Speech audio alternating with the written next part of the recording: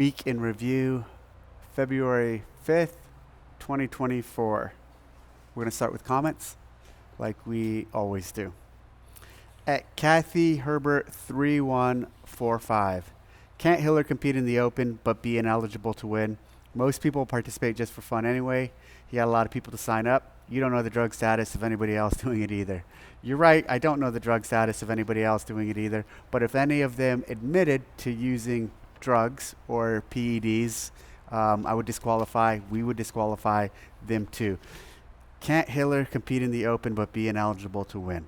Most people participate just for fun anyway. He got a lot of people to sign up. Yes, and I appreciate that he gets a lot of people to sign up, and I hope he still continues to get a lot of people to sign up. But there's some level of integrity that we need to maintain, and we do have a drug policy, and we need to stick with that. We can't be inconsistent just because he's popular or just because he has a lot of followers or just because he gets a lot of people to sign up. He does all of those things, and he openly talks about and uses PEDs, and we have a drug policy. And so if we didn't do this, you should be very critical of us. So it's the right call, and I hope he continues to be an advocate of the Open and everything we're doing. Some shit he's not an advocate of, but of the Open, at least. At the Gymnastics Life, HQ would, or HQ, hi Dave, would HQ consider doing a garage gym affiliate price? I think we should definitely look at that. There's been some discussion around it. I don't think it's going to happen in the near term, but I do think it's something for years, for decades actually. I've been really pushing us to do a garage gym, even when Greg was around, when Rose was around, now garage gym affiliation. It's just never been a priority, so I don't know if it'll happen soon, but I'll continue to advocate for it in the future. At Looks, it's Pool Boy. Oh, this is my boy Pool Boy, Mike Olivias. Question in regards to Hiller being pulled out of the Open and potentially suspended due to his Open PED use. What led to the decision to do so this year versus last year? He was able to compete through quarterfinals with no issue. He was respectful enough not to submit his scores during quarterfinals, knowing he was on PEDs. As for this year, why not let him do the Open and only the Open? I mean, everyone is making quarterfinals this year anyway with the new 25% rule change, so it's not as if Hiller's scores would affect the leaderboard. Even that Sevon guy will probably make quarterfinals this year, and all he does is air bike for like 5 minutes a day. Always love what you do, Dave. Miss you, brother. Working backwards, even that Sevon guy will probably make the quarterfinals this year. No fucking way. He won't make the quarterfinals. I mean, everybody, yep, okay, address that. I don't think 25% of people are making the quarterfinals. So there, not everybody. As for this year, why not let him do the Open and not only the Open? I kind of addressed that with the first comment. He was able to compete through quarterfinals with no issue. Okay. What led to the decision to do so this year versus last year? I'm not even going to answer that question, and I'm going to let you reflect and think, because sometimes the answer to what you seek is right in front of your eyes. Next comment. At Grey Ghost 07, it would be epic if you brought back the Open live announcements, start in Carson, go to Madison, and end in Fort Worth. So we are doing the Open announcements again. I'm excited about that. We are going to do the first one. I think this is new. Yeah, this is definitely news. With a different format, with multiple athletes.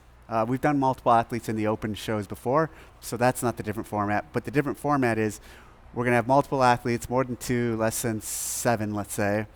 And we're going to have multiple events throughout the day of the Open announcement. So essentially, the athletes that come for 24.1 will be doing a little competition. They're going to do they're going to do several workouts. And the 24.1 will be the one they do on the show.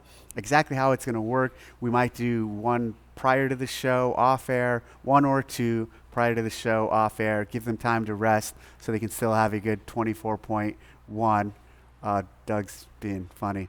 And then they also might do one towards the tail end of the show. So the details working out, or we're working out the details, but it's going to be a very different experience for them and for the fans of the sport, essentially. We're also going to have something called the Golden Barbell. More details to come on that they will win out of that, but eventually that the community will be able to play in and participate in. So that's exciting. As far as 24.1, the actual event, I'm really excited about the programming and what we have in store for that, because I think it's going to be one of the most beautiful, effective, and unique open workouts, and definitely first workout that we have ever done in the open.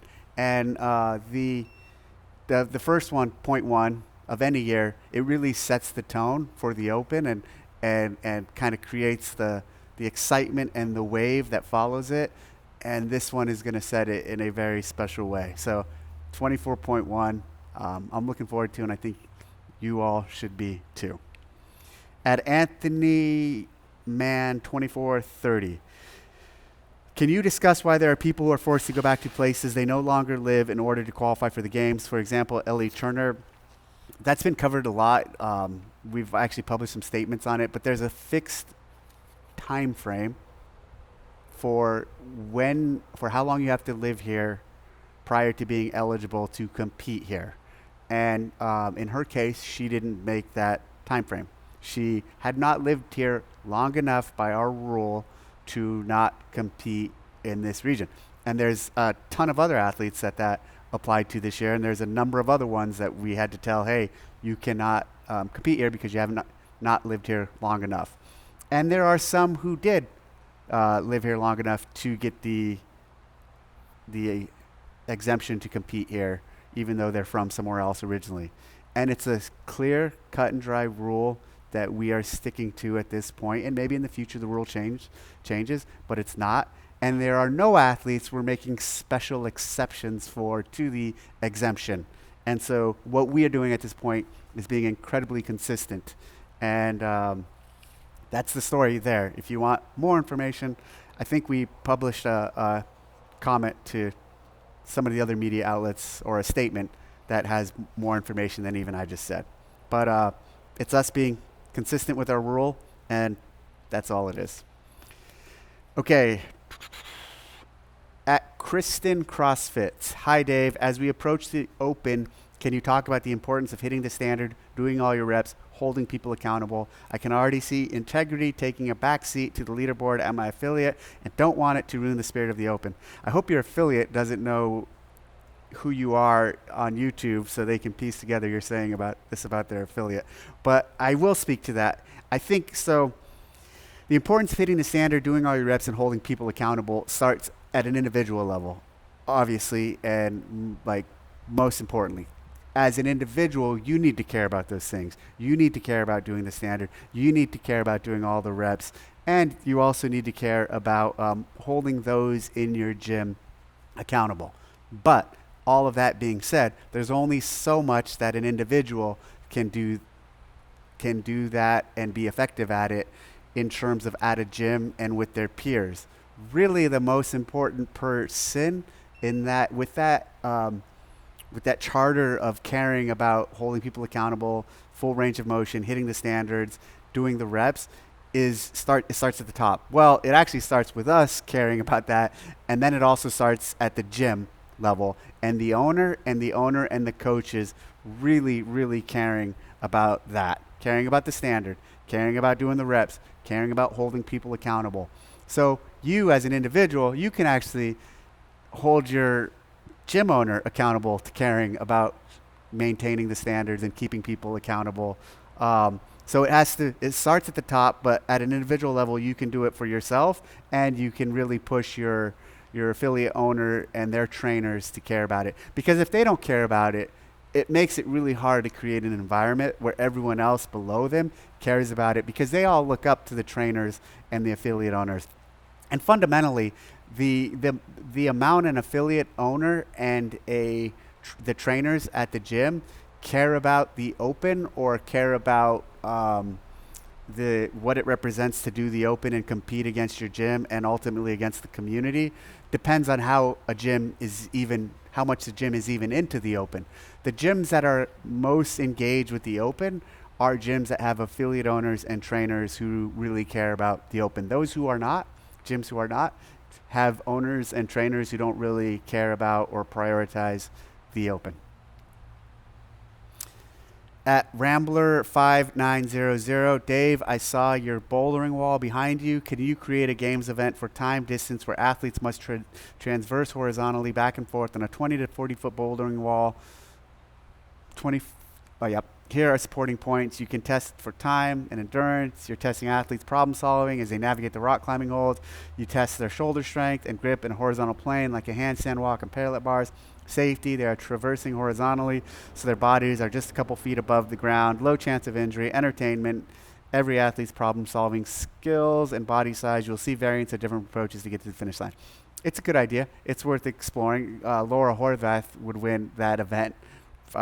She would crush everyone at that. She has a climbing background. I used to climb a lot. That's why I have that bouldering wall in here. I used to be really into all types of climbing, bouldering, sport climbing, trad climbing, ice climbing, mountaineering, a little bit of mountaineering, a little bit of big wall. So I did the whole thing, but stopped basically once I got heavily involved with CrossFit.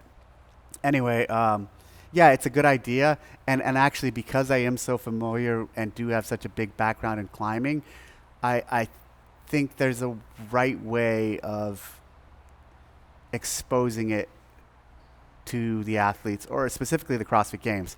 I think having them do 5.9s, 5.10s, 5.11, 5.12, they probably couldn't do either of those.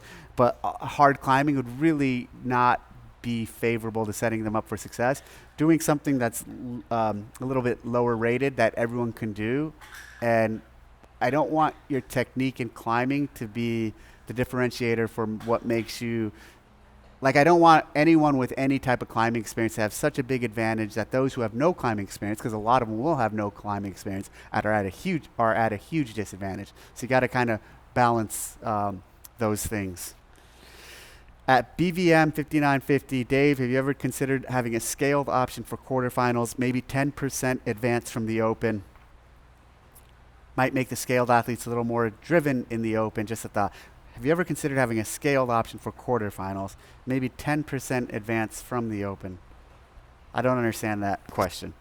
Scaled for quarterfinals, no, we're not going to have a scaled for quarterfinals, but if you want to scale the quarterfinals, you pretty much can. I will say this, if you qualify for the quarterfinals this year, you will probably be able to do the quarterfinals and most elements of them. So they are programmed with that aspect in mind. The best will be able to excel and do really well, but if I make the quarterfinals, I'm thinking of the workouts. Yeah, I could probably do most of them. So I don't think we need to have a scaled option, but if you do want to scale them, you could on your own. It'd be a good exercise in programming. Maybe 10% advance from the open. I don't know what you're saying there. Might make the scaled athletes a little more driven in the open. Just a thought. So last week I went to the Pentagon. We were out there to see the chief of the Army, and he actually couldn't meet with us because the chief of the Army and his XO and the vice, they couldn't meet with us because they had to go meet the bodies, the 3 soldiers that were lost overseas recently as they were flying into Dover. So they went with the president and met the bodies that were returning home. We still briefed and worked out with his staff, 15 to 20 people. It was really good experience. I'd never been to the Pentagon. It's an amazing place. And their gym, the Pentagon has a crazy gym, really large. They have a track that's above the actual functional fitness gym, really large basketball court, and then like a bodybuilding gym area, big pool, racquetball courts, fighting areas, and then a huge shower complex, bathroom area, because obviously the people who then have to change into their suits or uniforms and head upstairs after they work out.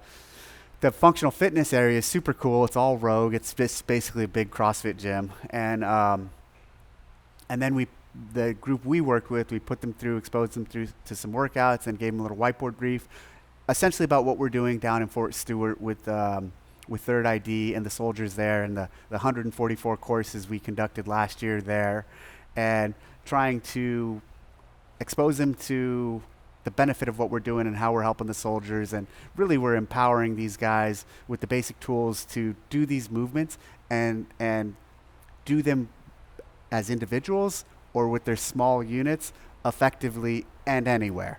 And one of the lines that, or one of the thoughts I've had around this, and one of the things I say in regards to this is all these soldiers, and a lot of let's just say soldiers, definitely Marines, soldiers and Marines, in boot camp or through your initial journey, you learn how to break down an M16, an M4, an AR weapon, and it becomes like one of the tasks that everyone knows how to do. Break down and put together your M4. Well, if there's something more specific or broken, or it needs to go to the next level, well, then you have armorers who take care of it. What our role is, and what we are doing, and what we can do really effectively across large numbers of people, because we have such a large staff and a team built out from decades of doing this, is we want to make the functional movements as common to these soldiers in how to do, in how to correct, and how to safely perform.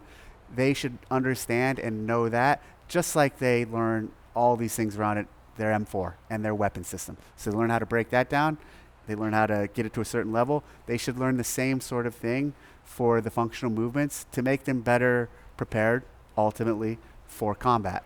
And what another thought I've had around all of this is, it's interesting, is because these complex movements, when you learn how to do the deadlift, or you learn how to squat, or you learn how to do, call it our 9 foundational movements, when you learn them and when you learn the points of performance, you also then have to learn how to talk to people, talk to your fellow soldiers, train them, coach them, give them feedback. And inherent in that is a tremendous amount of leadership development. So the stuff we're doing is so beneficial to these soldiers at the lowest level possible that I really hope we can continue to make strides with this effort and really change the perception of functional movements, and actually more importantly, the execution of doing these with breaking down barriers and letting them know they're all possible of doing them and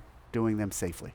So super cool experience at the Pentagon. Big picture, as you can tell, I'm really excited about what we're doing with the Army, and I just hope we can eventually scale this across more of the Army and the other branches too. You know, the Marines can benefit from it. And to go back to the point of the M16, and so all of these organizations have, call it experts, fitness experts, or most of them, not all, but a lot do. And that's where the fitness expert comes into the fold, is these guys still eventually, when they have questions or when they have deeper dives, they can escalate and go up to the experts for support. But there's only so much one expert who's overseeing several hundred soldiers can do. But if you take several hundred soldiers and empower them with basic knowledge on how to effectively train, that's a major change environment for the forces. And then after that, so I was there, flew from DC to Austin, and I went to the health conference.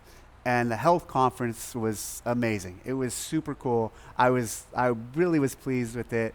There was a handful of us who decided several months ago to put this thing on, and I couldn't have been happier with how it played out. Obviously, there's some learnings and some things to make better, but this version and this expression of it was great. And what I really liked is there were people from outside. We had presenters from outside of the CrossFit ecosystem present, and there were perspectives that during the presentations that I would say weren't 100% in line or with some of our teachings, or they weren't verbatim from the CrossFit methodology. But that's what made it so beautiful, and that there was differing opinions and differing perspectives and education on certain concepts that do support what we're doing.